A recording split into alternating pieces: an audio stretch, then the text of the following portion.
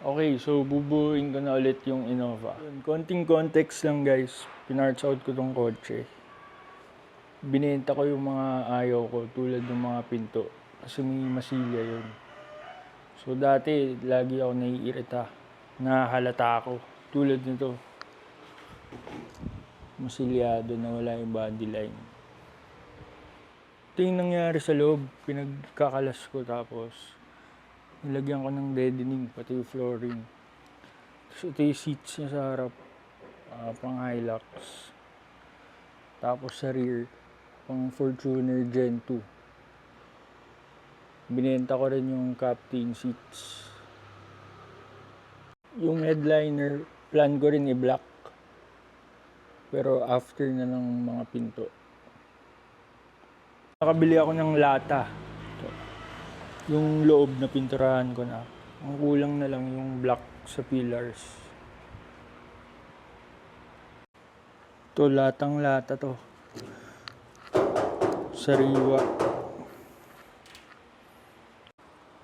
Itong loob binugahan ko na para pwede ko na siya ikabit.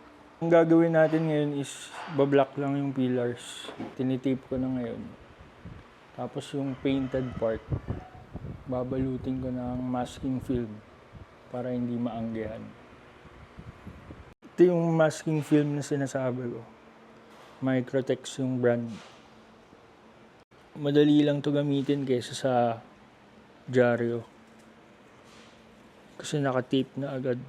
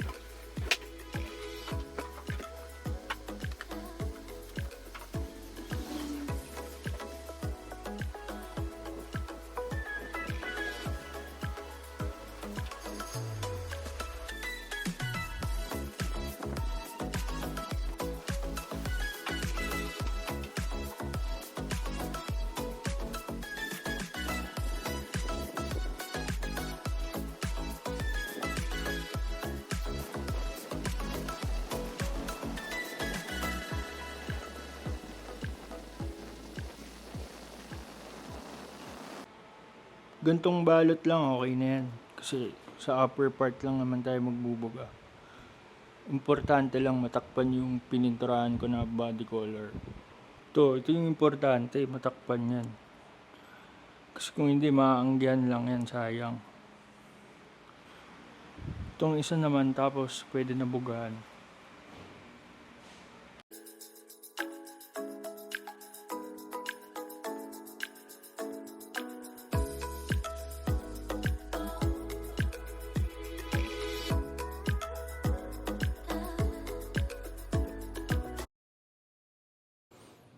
Okay na yung dalawa, pero mukhang uulan.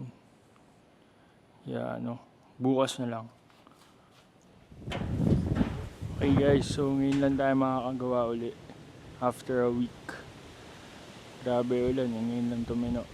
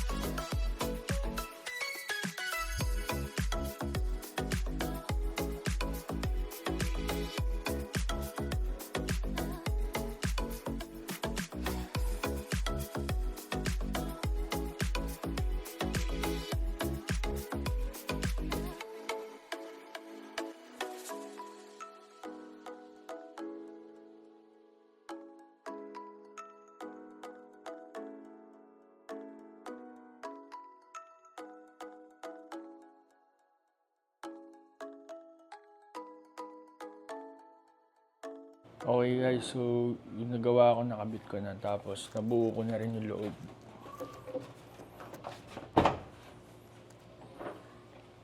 Kabit ko na yung power window, yung harness.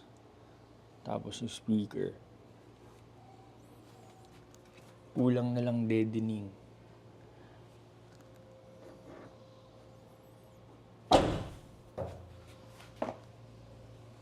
Unat.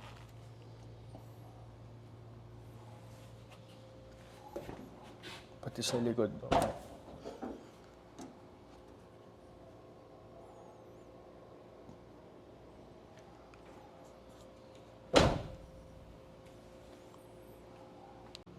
Sa next upload, baka yung kabilang side naman gawin ko.